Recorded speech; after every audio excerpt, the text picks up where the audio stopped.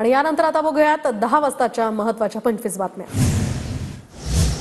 महाराष्ट्र विशेष जनसुरक्षा विधेयक अर्थात नक्षलवाद विरोधी विधेयक विधानसभेमध्ये सादर। विधेयक चिकित्सा समितीकडे पाठवलं जाणार, मुख्यमंत्री देवेंद्र फडणवीसांची माहिती। महाविकास आघाडी उद्या सकाळी नागपूरमध्ये आंदोलन करणार। संविधान चौकातील डॉक्टर बाबासाहेब आंबेडकरांच्या पुतळ्याजवळ हे आंदोलन, तर आंबेडकरांच्या अपमानाप्रकरणी महाविकास आघाडी आक्रमक। राष्ट्रीय स्वयंसेवक संघाचा उद्या रेशीमबागेत बौद्धिक वर्ग, भाजपसह मित्रपक्षातील आमदारांना इथे उपस्थित राहण्याचं निमंत्रण। अजित पवार गटाचे आमदार इथे जाणार का, त्याकडे आता सर्वांचं लक्ष। मराठी एकीकरण समितीच्या सदस्यांची मुख्यमंत्र्यांसोबत बैठक संपन्न। बेळगाव प्रश्न लवकरात लवकर सोडवावा, फडणवीसांकडे मागणी, तर हा प्रश्न लवकरात लवकर मार्गी लावू, फडणवीसांचे हे आश्वासन। बारामतीमध्ये अजित पवारांचा जाहीर नागरी सत्कार होणार। 22 डिसेंबरला शारदा प्रांगणामध्ये कार्यक्रमाचं आयोजन, तर राज्यसभा खासदार सुनेत्रा पवारही या ठिकाणी हजेरी लावणार।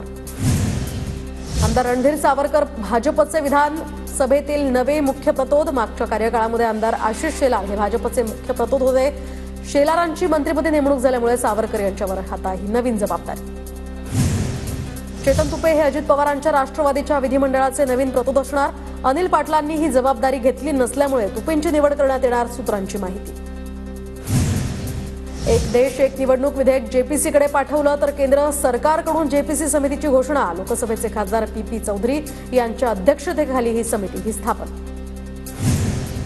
केंद्रीय मंत्री धर्मेंद्र प्रधान यांनी पुणे पुस्तक महोत्सवाला भेट दिली। दुसऱ्या वेळी पुस्तक महोत्सवाला आलो आहे, पुण्याची मोठी परंपरा आहे, धर्मेंद्र प्रधान यांची प्रतिक्रिया। नवीन वर्षामध्ये सुमारे 3500 लालपरी बसेस एसटीच्या ताफ्यात दाखल होतील, मंत्री भरत शेठ गोगावले यांची घोषणा। कोल्हापुरात पाटबंधारे विभागाच्या शासकीय रहिवासी इमारतीच्या गेटची कर्मचाऱ्यांकडूनच तोडफोड, लोखंडी गजानं तोडफोडीचा हा व्हिडिओ व्हायरल। संबंधित अधिकाऱ्याला वरिष्ठ पाठीशी घालतात, स्थानिकांची तक्रार। उपराष्ट्रपती जगदीप धनखड यांची शरद पवारांनी घेतली भेट, तर महाराष्ट्रातील डाळिंब उपराष्ट्रपतींना भेट दिली।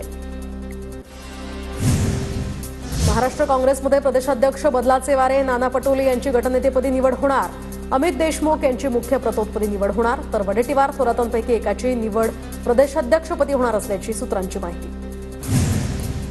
पनवेल तालुका प्रकल्पग्रस्त समितीची बैठक संपन्न। क्लस्टर योजना, पाणी जोडणीला आता लावण्यात येणारे डिजिटल मीटर तसंच नैना प्रकल्पाच्या विरोधामध्ये पुन्हा एकदा ताकदीनं संघर्ष करणार, ॲडव्होकेट विजय गडगे आणि संजय घरत यांचा इन्कार।